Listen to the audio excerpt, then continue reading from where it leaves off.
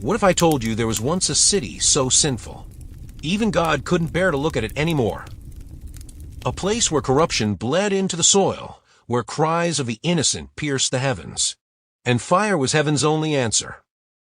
What sin could provoke the Creator of the universe to rain down fire from the skies? What wickedness could summon divine judgment so fierce, so final, that not a trace of life would remain? This is not a fable. This is not an allegory. This is a reckoning. This is the untold story of Sodom and Gomorrah. Not just what happened, but why. Tonight, we journey into the heart of two cities that defied God. Cities where justice was mocked, innocence was preyed upon, and evil ran so deep, it reached heaven itself. It began with an outcry, an invisible sound rising from the earth, beyond the ears of men, but heard clearly in the throne room of God. The cries were many.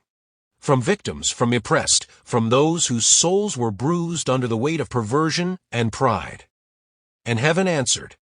The Lord said, because the outcry against Sodom and Gomorrah is great, and because their sin is very grievous, I will go down now and see. Genesis 18 verses 20 to 21. So he sent two angels, cloaked in human form. But before judgment fell, mercy knocked. A man of covenant, Abraham, stood before the Lord, not as a priest or prophet, but as an intercessor. Will you destroy the righteous with the wicked? He asked. He bargained not for himself, but for the city. From 50 to 10.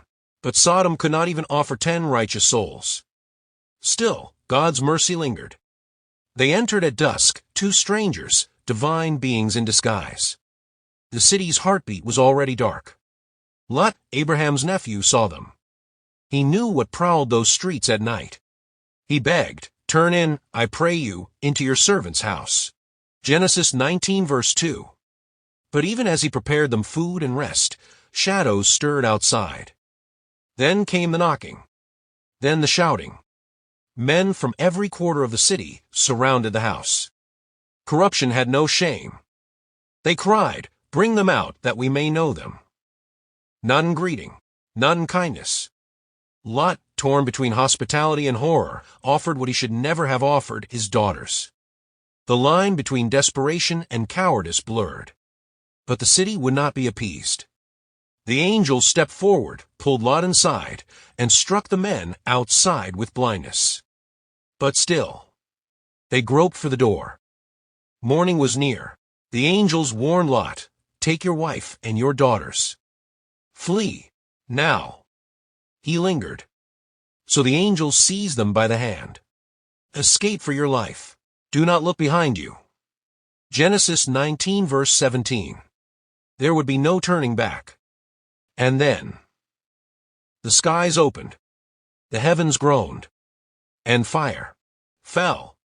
Burning sulfur rained upon Sodom and Gomorrah. Walls melted, streets ignited. Cries turned to silence. It was not just fire. It was justice. But one heart still longed for the past. Lot's wife turned. In that glance was attachment, nostalgia, regret for a wicked city. And she became a pillar of salt. Abraham rose early. He looked toward Sodom. And behold, smoke rose like the smoke of a furnace. A city gone, a memory scorched into the earth. Sodom and Gomorrah were not destroyed in anger, but in holiness. Their fall was not just for them, but for us to remember. The story warns us that unchecked sin corrupts utterly, that mercy is offered, but not forever, and that when God judges, he does so with justice. Remember Lot's wife. Luke 17 verse 32. Not just her disobedience, but her heart's lingering love for what God was destroying. This was more than fire from heaven. This was a divine verdict,